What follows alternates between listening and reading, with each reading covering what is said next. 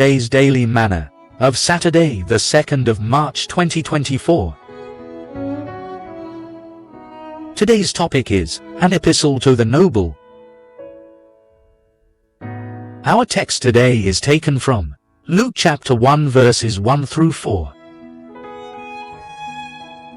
Forasmuch as many have taken in hand to set forth in order a declaration of those things which are most surely believed among us, even as they delivered them unto us, which from the beginning were eyewitnesses and ministers of the word.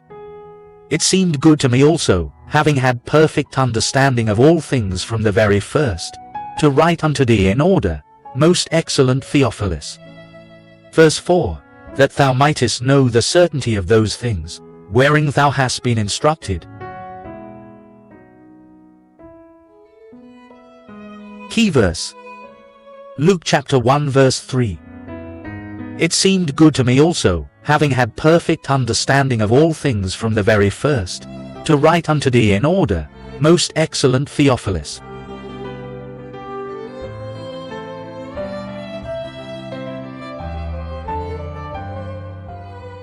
In an article on evangelizing the upper class, Ellen White asked the pertinent question, we talk and write much about the neglected poor. Should some attention not also be given to the neglected rich? Social stratification may create social barriers, but the preaching of the gospel is to every creature, nobles and commoners. The upper class in every society is usually composed of men and women of power and influence. They are often neglected in the area of evangelism for personal and social reasons. Our text educates us on the need to reach out to the people in the upper echelons in society. Luke wrote his epistle primarily to Theophilus, a noble man, an influential personality in that society. The first thing to note is the commonality of the preacher and his audience. The letter was written by Luke, the beloved physician. Colossians chapter 4 verse 14. To most excellent Theophilus, whose title suggests that he was a member of the upper class or a noble. Luke, judging from his profession, was not a poor man or a nonentity. The first lesson is that members of the upper class should intensify the efforts to reach out to their peers. The second lesson is the choice of appropriate method of evangelism. Luke wrote an epistle to Theophilus. This strategy is still appropriate to reach the nobles or members of the upper class, who mostly live in gated estates and government-reserved areas. Many of them also travel frequently. The privilege of letter writing in this digital age is limitless, as distance is no longer a barrier. Our text also outlines the qualities of a good soul winner. He or she must be soundly converted, well-informed, persuaded, and have the competence to present the gospel logically and convincingly.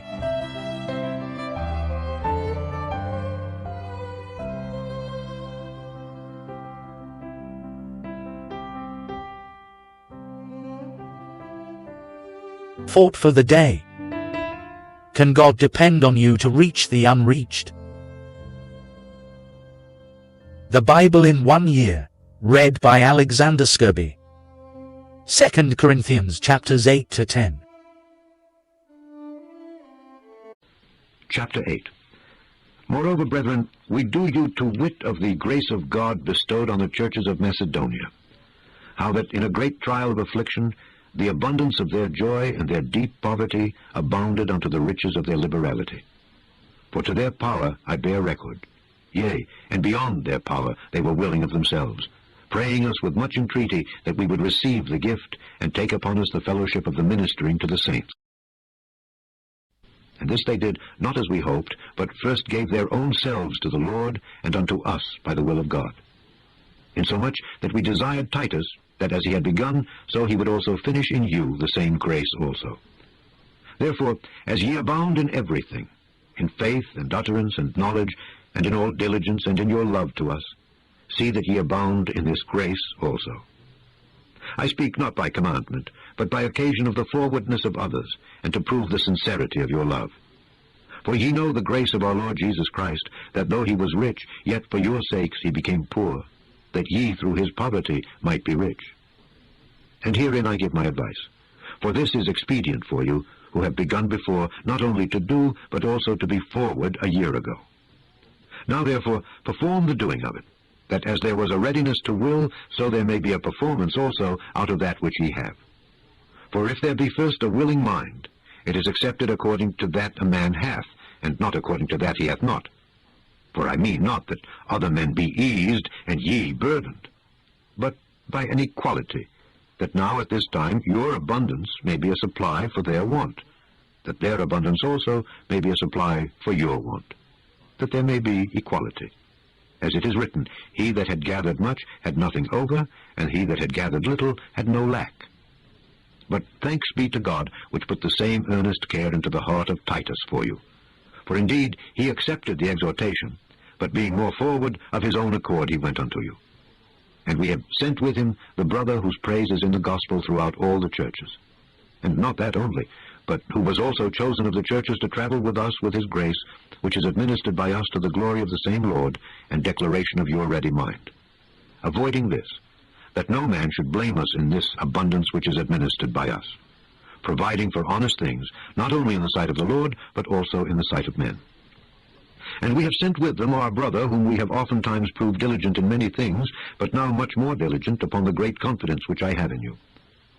Whether any do inquire of Titus, he is my partner and fellow helper concerning you. Or our brethren be inquired of, they are the messengers of the churches and the glory of Christ.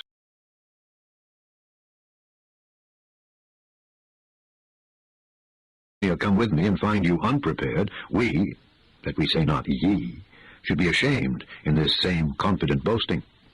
Therefore I thought it necessary to exhort the brethren that they would go before unto you, and make up beforehand your bounty whereof ye had notice before, that the same might be ready, as a matter of bounty, and not as of covetousness.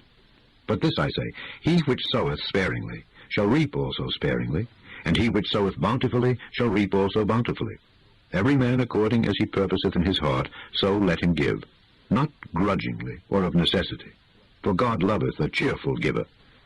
And God is able to make all grace abound toward you, that ye, always having all sufficiency in all things, may abound to every good work.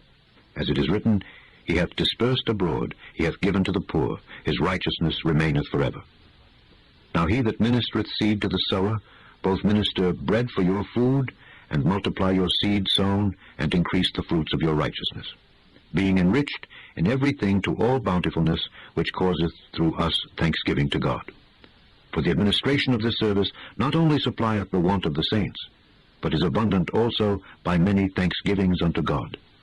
Whilst by the experiment of this ministration they glorify God for your professed subjection unto the gospel of Christ, and for your liberal distribution unto them and unto all men, and by their prayer for you, which long after you, for the exceeding grace of God in you.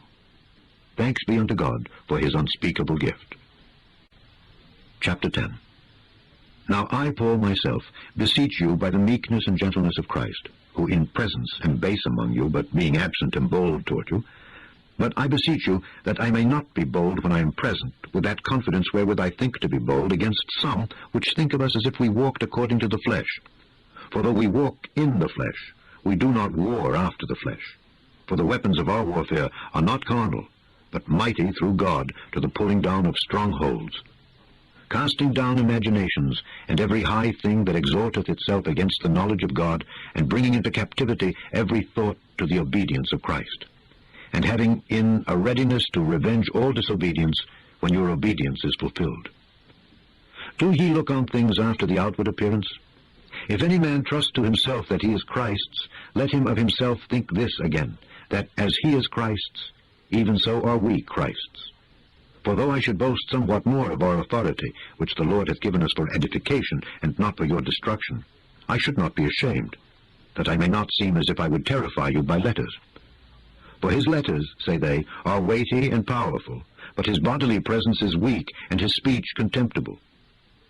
Let such an one think this, that such as we are in word by letters when we are absent, such will we be also in deed when we are present. For we dare not make ourselves of the number, or compare ourselves with some that commend themselves, but they, measuring themselves by themselves, and comparing themselves among themselves, are not wise.